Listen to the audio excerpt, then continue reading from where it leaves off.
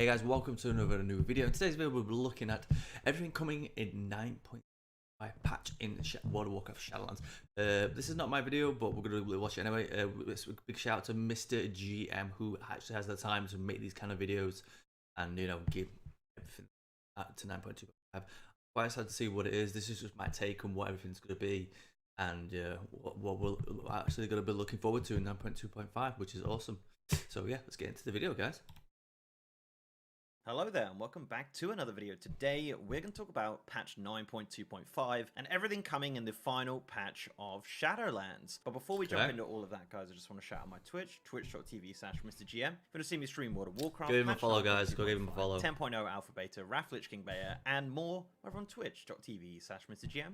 Every single day. Right, so yes, patch 9.2.5 is the final patch of Shadowlands, and it actually is pretty big for a 0.5 patch and has some pretty major changes which are going to affect the game going forward into Dragonflight and beyond. Okay. So this is a comprehensive list, so it does have major changes and minor changes as well. So let's start off with the most major change of them all, and that is cross-faction. Cross-faction gameplay is coming in patch 9.2.5, but it has some restrictions. Now, I do have a full video going over all the specific details of cross-faction and how it all works, but the TLDR and the kind of long short of it is that it is for certain types of content, and that content includes Mythic Plus, rated PvP, raids, and legacy raids, so older raids are able to run cross-faction. There is some restrictions there, though. Things like Trial of the Crusader, Icecrown Citadel, things like that, faction-specific stuff won't be available at the launch of cross-faction, but the majority of legacy raids will be available. Now, what you can't do in cross-faction is outdoor world content, any matchmaking activities like LFR, normal heroic dungeons, skirmishes, random battlegrounds, all of that stuff is going to be specific factions still, and guilds will also remain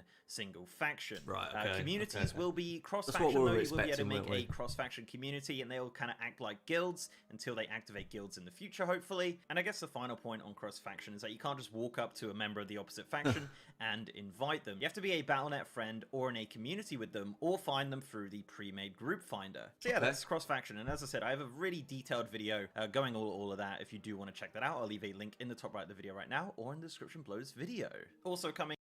So I'm quite happy that they haven't just gone, yeah, you can do everything. It's just like certain things like group finder and all that jazz. So I'm happy with this, really happy with this. Good change. Can't wait. In patch 9.2.5 is some brand new race-specific quest lines. The first one is on the Alliance side, and that is for the Dark Iron Dwarves. Now, the prerequisite for this are to be a Dark Iron Dwarf, be at least level 50, and have the Heritage Armor unlocked. Once that's unlocked, you can head over to your faction starting zone to begin a quest which will unlock an exclusive mount called Grim that's and nice, bro. Those Dark Iron Dwarf heritage weapons, which are now available to every single race. So if you have a regular dwarf or even a horde character, you can use these Dark Iron weapons on your transmog. There's no race restrictions on that. The other nice. So I'm happy that they're doing racial stuff so that we can get them, and then you can use them on different fucking things. So I can get that and use it on my Zandalai Paladin, and it'll look cool as fuck. So I'm hoping they're bringing that out, like, you know, season or once every fucking expansion, or, you know, something better. But they're going in the right direction here. It looks pretty good. Quest line is for the Horde, and that is a Blood Elf exclusive questline, but it does have some extra things for being a Blood Elf Paladin. Now, this questline does start in Oribos, and it is pretty good. No spoilers, I don't want to give away too much here, but it is really cool with a lot of voice acting and some characters that we haven't seen in a very long time. Definitely worth checking out if you are a Blood Elf. Now, the prerequisite for this is to be a Blood Elf and have exalted reputation with Silvermoon City. The rewards for this are a mount and a polearm transmog, but if you are a Blood Elf Paladin, you actually get the exclusive Blood Knight transmog, which is a recolor of the Antorus set in a red variant, making you look like a Blood Knight with that brand new polearm as well. And that polearm is available to transmog on any race or class as long as you can use a polearm. So yeah, you can use the Blood Knight polearm any way you like, but the Blood Knight set is specifically Blood Elf Paladin. What else is there? Well, you have a brand new arena. You have the Enigma Arena. The Zereth Mortis Arena is finally being activated in patch 9.2. Now, they did just announce that the kind of moving pylons will not be moving in patch 9.2, so there will be kind of static pylons in the arena. It's a really cool arena,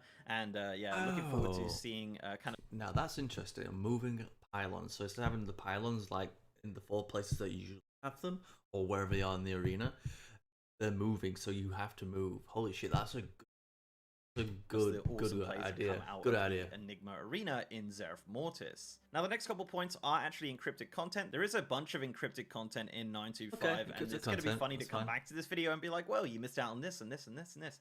But I do have a video going over what potentially some of this encrypted content might be. Again, top right of the video if you want to check that out, or in the description below. But yeah, Terrestrial Glades is getting an update. It's getting kind of a post-Blight update, and we're going to be able to see what this zone looks like with kind of a rebuilt Brill, and some of the Blight from the Battle for Lordaeron going away. On top of that, there is also a questline which does involve Kalia Menethil, which is for the Horde and Alliance, but again, we don't have specific details on that, just the fact that we know that it exists, and it will be in patch 9.2.5, but it is currently encrypted. The final major change that I could find in patch 9.2.5 is the fact that Torghast will have all of its wings open at all times in so we patch can get all our, so that's all really of our good. achievements if you done. want to go back and do some of the achievements, or you just want to do it for funsies, for some reason, you can jump into any of the wings of Torghast at any time. So all of those will be available at all times. So that's a really good change coming in really 9.25. Good change. So let's jump into some of the minor changes coming in patch 9.25. So the first one is a brand new Stay a While and Listen with an old character that we haven't seen in a very long time.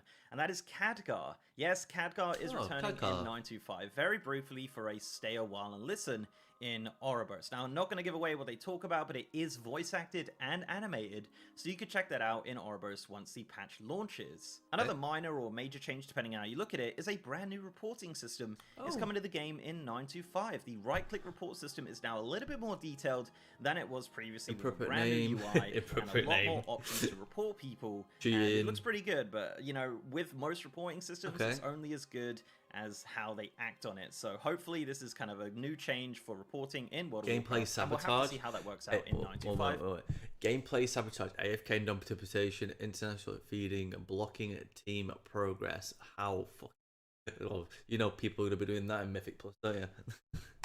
This reporting system will also be in Wrath of the Lich King Classic, if you're wondering. So yeah, that's going to be across the board in all versions of World of Warcraft. Speaking of policing in World of Warcraft, they also have a brand new social contract which will come up on the character select screen, which you have to read and accept if you want to play World of Warcraft. If you don't accept it, you just get exited out of the game. This is a super controversial topic. There's been... Sorry guys, Sorry about that. Been some hot takes on this for sure, but the social contract is coming in, which is essentially just a reworded TOS. Remember back in the day when you would open the game, it would have like a TOS that you just accept. It's essentially that, just written differently and placed somewhere else. So yeah, the social contract is coming in 9.25, and again, that will also be on Wrath of the Lich King Classic. Another minor change, which is really cool and quite welcome, but again, another controversial one, is that the flying lupine mount is getting a brand new animation. Now, obviously in 9.2 right now, it does kind of a doggy paddle, I love it. Doggy paddle, that's great in the air, but in 9.25 it is getting a brand new animation, which makes it look like it is actually flying with some sparkles behind it. And I really like it personally, but I know some people are already fond of the doggy paddle. Why don't you just keep both, you can change it in 9.25, and the lupine is going to... Like I just said, I think they should keep both, but you can change it. These walking styles in the air. Maybe that would be an option. But, you know, it is what to be looking great as you fly around. Another minor change, which is a bit of a mystery as well, and I made a video on this also, is the stables in Orgrimmar and Stormwind. Now, every build of the PTR has had more and more updates to this, but we still have absolutely no idea what this is used for. Obviously, we probably will find out once the patch launches, or maybe not. Maybe it'll just be a mystery forever. Yeah, he's got the hammer in there for a long time. Stables in Orgrimmar and Stormwind for some reason, with brand new assets as well. So it is very, very interesting what that could be. Lots of theories going out there, and honestly, I have absolutely no clue what it is, and I guess we'll find out once the patch launches. And that's pretty much it. That's pretty much what we know so far of patch 9.2.5. Obviously, the big hitters here are the cross-faction and the Dark Iron Dwarf questline and the Blood Elf questline. But again, there's so much encrypted content in here that it could be an even bigger patch than we're anticipating. So definitely come back to this video once it launches and tell me how wrong I was about the encrypted content. And I guess we'll find out what happens when patch 9.2.5 launches. As of right now, as of recording this video, we do not have a release date, unfortunately, but from my testing on the PTR, it definitely feels like we are getting to the end of the testing cycle. They are also testing Season 4. Season 4 and patch 9.2.5 are not mutually exclusive. Patch 9.2.5 can launch during Season 3, and it probably will launch during Season 3, so you don't need to wait till Season 4 for patch 925. However, they might just put them together. I don't know. I will have to see what happens once they do announce that release date. So yeah, guys, thank you very much for watching. Do let me know down below what you think of patch 925. Are you excited for cross-faction? I sure am. I think it's going to be a lot of fun. Excited. And all the other bits of this patch seem fun as well. It is going to be really nice to go back to Azeroth just before we properly go back to Azeroth in Dragonflight. So before I go, I'd like to give a massive shout out to my amazing patrons, YouTube channel members, and Twitch subs. You guys are awesome. And if you'd like to support the channel in any of those ways, links are down below. So leave a like on this video, guys, if you liked it, and subscribe if you haven't.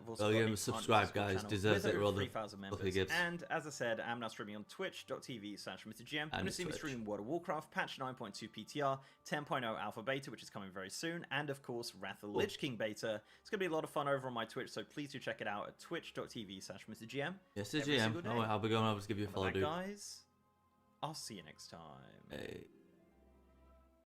Great video, guys. Awesome. Make sure to give him a like and a sub. He's a great guy. Does a lot of stuff for the community, always. Anyway, guys, hope you enjoyed the video. Make sure to leave a like and a comment on my video. You know, subscribe if you enjoy it, and I'll see you next.